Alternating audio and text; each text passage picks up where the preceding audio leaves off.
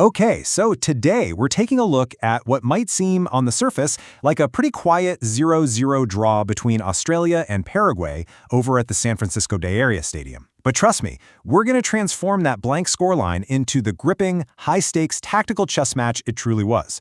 You know, if you just glanced at the final score, you'd probably think you missed absolutely nothing.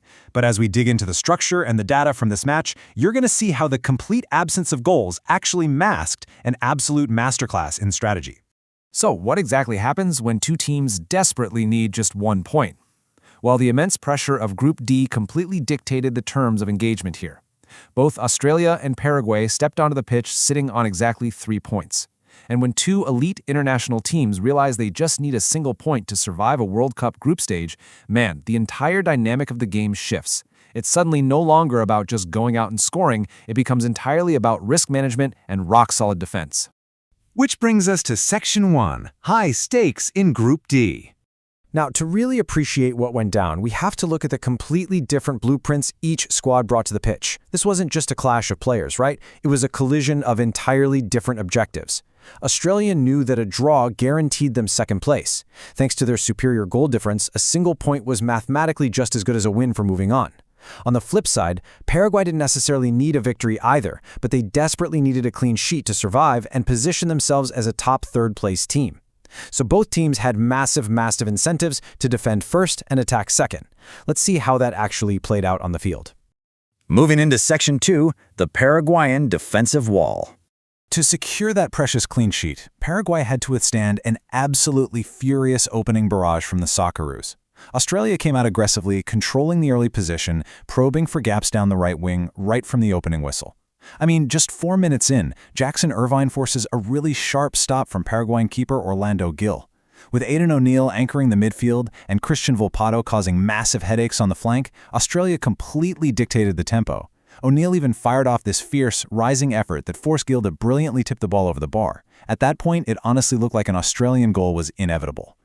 But here's the crucial point: how Paraguay responded to that intense pressure. Instead of panicking, they just formed an immovable wall.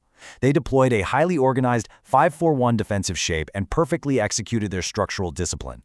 They sat incredibly deep, just completely absorbing the Australian attacks. And you want to know the most staggering stat here? 0 shots taken. Yeah, 0. Paraguay frustrated the Australian attackers so effectively and focused so heavily on just defending that they actually went into the halftime break without registering a single shot themselves. It was purely about survival for them. All right, let's jump to Section 3, second half tactical shifts. Now, sitting in a deep 5-4-1 block for 90 minutes is incredibly risky. One single mistake and your tournament is totally over. Realizing they needed to disrupt Australia's rhythm to keep their lifeline, the South American side completely changed their approach in the locker room. Paraguay makes 3 really distinct halftime adjustments. First up, they introduce substitute Maurício. Second, they shift their formation to a back 3, specifically to match Australia's shape. And third, because of those tactical tweaks, they finally gained ball control.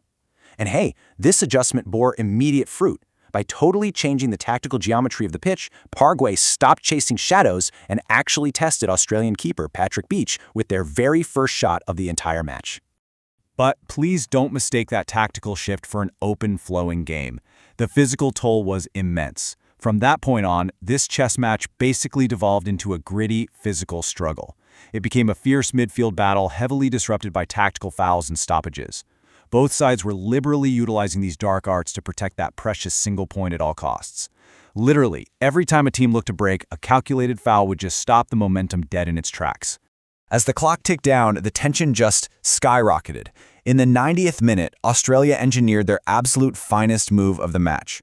Jordan Baez cuts sharply inside from the right wing onto his left foot and unleashes a low, brilliant strike. For a split second, I swear the whole stadium holds its breath, and the ball agonizingly misses the far post by mere inches. It's such a stark reminder of just how fragile a 0-0 draw really is. And just when you thought the drama was over, stoppage time delivers this heart-stopping counterattack. The Paraguayan substitute, Maurício, finds space inside the penalty box. He fires a quick late snapshot. I mean, if this goes in, Australia's group stage placement is turned completely upside down. But Australian keeper Patrick Beach stands incredibly firm. He calmly gathers the low strike to deny a dramatic late winner. The tactical plans of both managers almost entirely unraveled in those final chaotic seconds. Which leads us perfectly into Section 4, a historic tactical stalemate. The referee finally blows the whistle. The 0-0 draw is confirmed, but history was quietly made on that pitch. I want you to think about this incredibly low number, 0.83. In modern football, you know we rely heavily on data to tell the hidden story of a match, right? Well, this number is the total combined statistical attacking output of the entire 90-plus minutes for both teams. For those who might be new to the term expected goals, or XG, is a metric evaluating the quality of scoring chances in a match.